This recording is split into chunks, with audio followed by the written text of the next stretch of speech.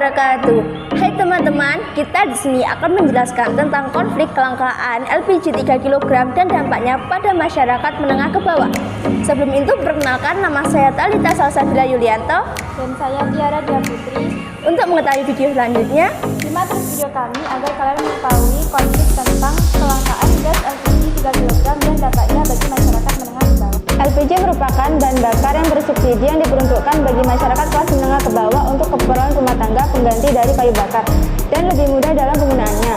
Pendistribusian yang tidak merata serta masyarakat menengah ke atas banyak yang membeli LPG 3 kg mengurangi kuota untuk yang seharusnya mendapatkannya, yang menyebabkan kelangkaan dan kenaikan harga LPG 3 kg berdampak pada daya beli masyarakat, khususnya yang bergantung pada komoditas ini, sehingga terjadinya ketidakpuasan sosial dan berpotensi memicu konflik antar kelompok masyarakat. Dari masalah tersebut dapat memunculkan konflik internal yang dimana masyarakat kalangan kelas bawah merasa dirugikan serta hak mereka sebagai penerima subsidi LPG 3 kg telah diambil oleh masyarakat kalangan kelas atas.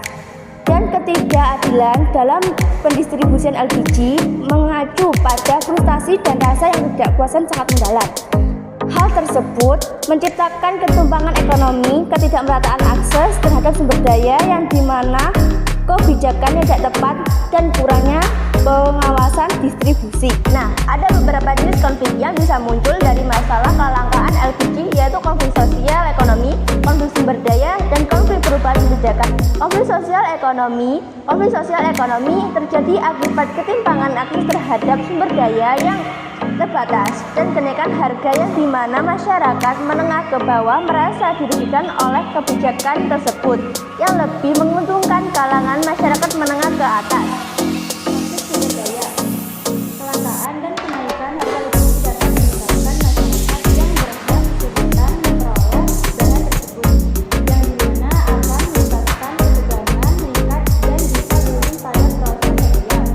Konflik perubahan kebijakan, ketidakpuasan masyarakat terhadap kebijakan yang telah dikeluarkan pemerintah yang tidak adil dalam pendistribusian LPG. Potensi konflik antar kelompok yang lain, konflik antar masyarakat menengah ke bawah dan masyarakat menengah ke atas.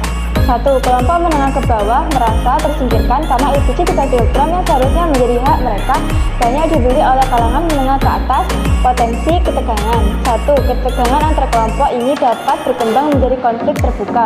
2. Masyarakat miskin mungkin merasa marah terhadap kebijakan yang tidak menguntungkan mereka. Untuk solusi penyelesaian konflik tersebut yaitu yang pertama, pemerintah perlu melakukan mediasi atau perundingan yang dimana masyarakat perlu diberikan pemahaman mengenai keadilan distribusi sehingga dapat mengurangi ketegangan dan menciptakan kesepahaman.